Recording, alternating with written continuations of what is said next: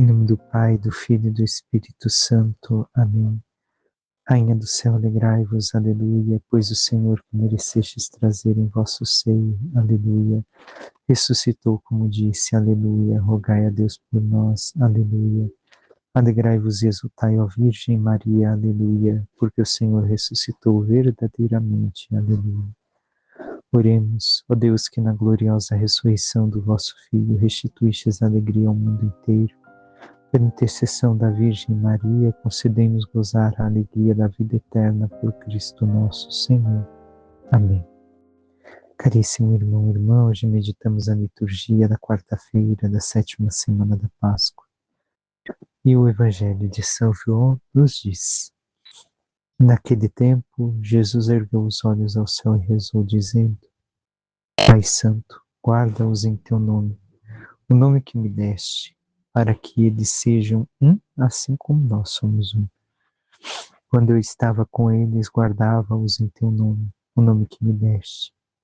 Eu guardei-os e nenhum deles se perdeu, a não ser o filho da perdição, para se cumprir a Escritura. Agora eu vou para junto de ti e digo estas coisas, estando ainda no mundo, para que eles tenham em si a minha alegria plenamente realizada. Eu lhes dei a tua palavra, mas o mundo os rejeitou, porque não são do mundo, como eu não sou do mundo. Não te peço que os tires do mundo, mas que os guardes do maligno. Eles não são do mundo, como eu não sou do mundo. Consagra-os na verdade, a tua palavra é verdade. Como tu me enviaste ao mundo, assim também eu vos enviei ao mundo. Eu me consagro por eles, a fim de que eles também sejam consagrados na verdade. Palavra da salvação, glória a vós, Senhor.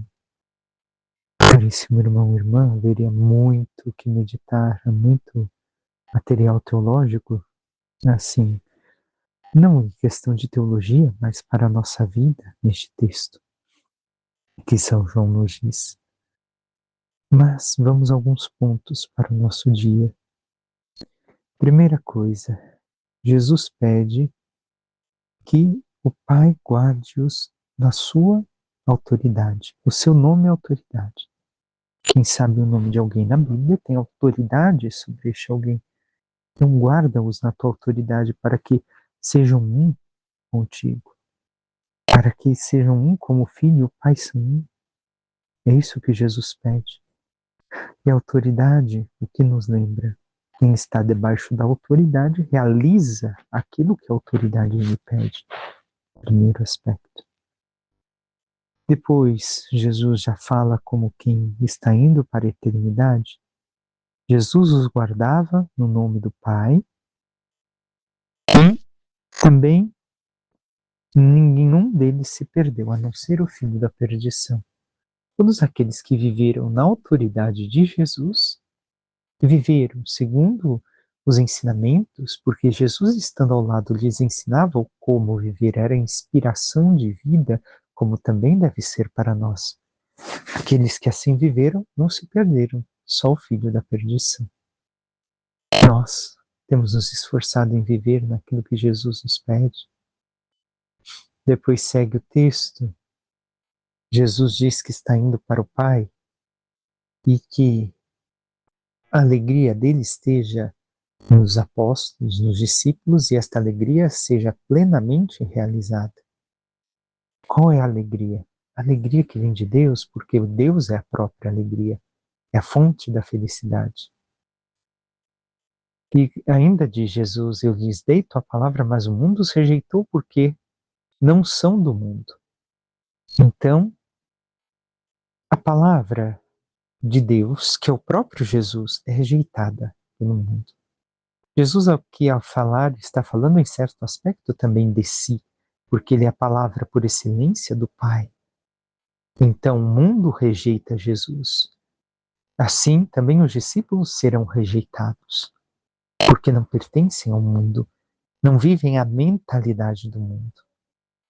Realmente podemos dizer que isto é concreto? Ou nós não percebemos nenhuma diferença entre nós e o mundo? É a mesma coisa? Não tem, é, não tem distância entre a vida que levamos e a vida mundana. E ainda diz Jesus, consagra-os na verdade, a tua palavra é verdade. Consagra-os, torna-os sagrados, torna-os teus, na verdade. Qual é a verdade? Recordemos, não é somente um conceito, mas é a própria vida. Consagra-os na tua vida, poderíamos de um certo modo dizer. Porque se Deus é o verdadeiro bem, é a verdade por excelência, a vida divina também é a verdade. Não é somente um conceito de verdade, o bem, o mal, não. O próprio Deus é a verdade, é a fonte, a origem de tudo. Então, por consequência, se vivo esta vida divina, se eu vivo a vida de Cristo em mim, então eu me uno à verdade de modo concreto com minha vida, não somente com minhas palavras. E ainda, Jesus encerra, eu me consagro por eles, a fim de que eles também sejam consagrados na verdade. Ora, Jesus precisava se consagrar sendo ele Deus? Não, mas sendo homem, nos deu exemplo para que nós, nele, nos assim consagremos ao Pai. Mas o quanto há da nossa parte tal esforço para que se concretize este fato em nossas vidas. O Salmo de hoje nos diz, novamente, reinos da terra, cantai ao Senhor. E mais adiante, celebrai o nosso Deus, cantai-lhe salmos. Ele viaja no seu carro sobre os céus dos céus eternos. Eis que leva e faz ouvir a sua voz, voz poderosa.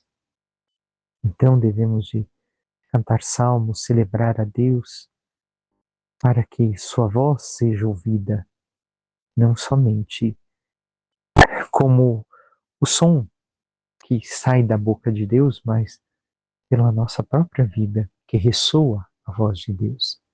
E por fim, a primeira leitura de Atos que nos diz: naqueles dias, Paulo disse aos anciãos da igreja de Éfeso: cuidai de vós mesmos e de todo o rebanho, sobre o qual o Espírito Santo vos colocou como guardas, para pastorear a igreja de Deus, que ele adquiriu com o sangue do seu próprio Filho.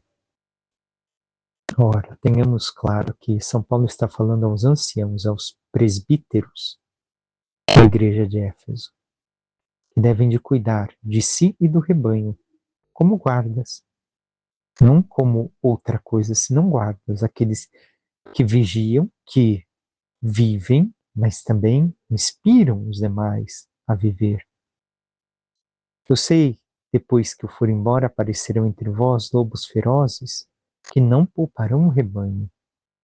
Profecia de Paulo, que não parou no tempo, e infelizmente se propaga na história, porque em todos os tempos da história, os lobos continuam perseguindo o rebanho fiel para dispersar e matar as ovelhas, para que assim o projeto de Deus fracasse na vida humana.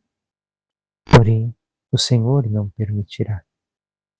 Além disso, do vosso próprio meio aparecerão homens com doutrinas perversas que arrastarão discípulos atrás de si.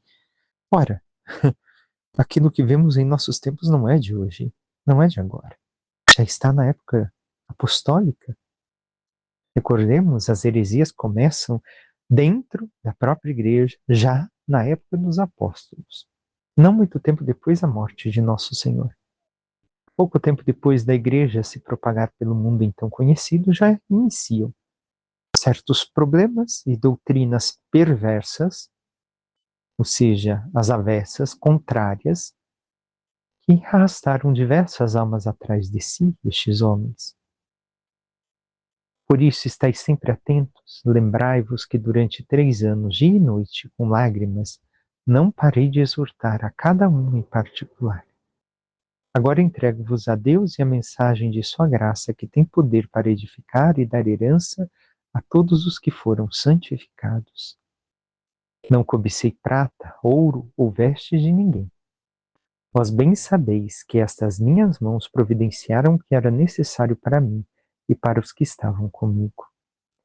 Vemos então São Paulo, mais uma vez dizendo que, à medida que pôde, conversou com cada um, exortou, ensinou a estes presbíteros, a estes anciãos, a verdade da fé e do Evangelho, e que não perdeu tempo com coisas inúteis, não cobiçou matéria, mas sim a salvação dos homens. Por seu próprio esforço, lutou para conseguir aquilo que necessitava para seu sustento, sendo que em outra passagem ele mesmo diz que ele tinha direito de não querê-lo, mas o fez por quê? Para que fosse um exemplo a toda a comunidade. Em tudo vos mostrei que trabalhando deste modo se deve ajudar os fracos, recordando as palavras do Senhor Jesus que disse: há mais alegria em dar do que em receber. Tendo dito isto, Paulo ajoelhou-se e rezou com todos eles.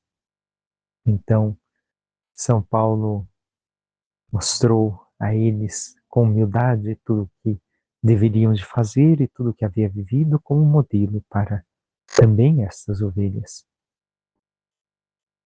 Eles agora se prostra para que rezem por ele antes de partir.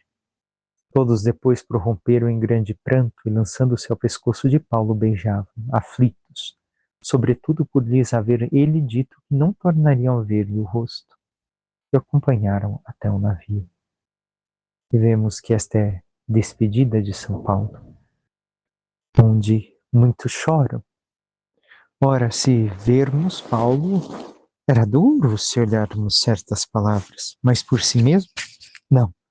Para que aprendessem a verdade. Cobrava, exortava, falava, criticava quando necessário tudo aquilo que era contrário à vontade do Divino Mestre, e ao final todos choravam ao seu pescoço, despedindo dele, por pensarem que não veriam mais seu rosto.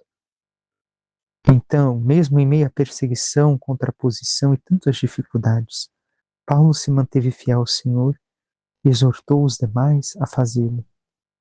E assim, vivendo tudo, foi reconhecido como embaixador de Cristo em meio àqueles onde estava.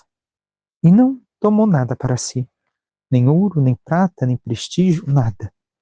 Simplesmente serviu ao Senhor, tendo, como disse ele mesmo em uma das frases que ouvimos, mais alegria em dar do que em receber. Em dar a vida pelos demais do que em receber algo dos demais. Nós, irmãos e irmãs, como temos vivido esta entrega de nossas vidas ao Senhor, ao seu ministério, a missão que Ele nos confia, a santidade que Ele nos pede? Peçamos à Santíssima Virgem Maria, nossa Mãe, que interceda por cada um de nós, nos ajude a viver cada vez mais tudo aquilo que o Senhor nos inspira através da Igreja, do Espírito Santo, da Sua Palavra e dos sacramentos, para que, vivendo fielmente aquilo que é a verdade, a vontade do próprio Deus, a vida divina em nós, possamos anunciar o seu reino a todos com a vida e também com nossas palavras, catequizando e ensinando todos a verdade do Evangelho e o amor de Deus, para que assim, caminhando naquilo que o Senhor nos pede, ensinando também os demais, possamos um dia chegar à glória dos céus. Louvado seja nosso Senhor Jesus Cristo, para que sempre seja louvado. Por intercessão da Santíssima Virgem Maria, de todos os santos e anjos de Deus, desça sobre vós, vossas famílias, vosso trabalho e tudo que vos pertence, a bênção de Deus Todo-Poderoso, que é Pai, Filho e Espírito Santo. Amém. Um santo e abençoado dia a todos.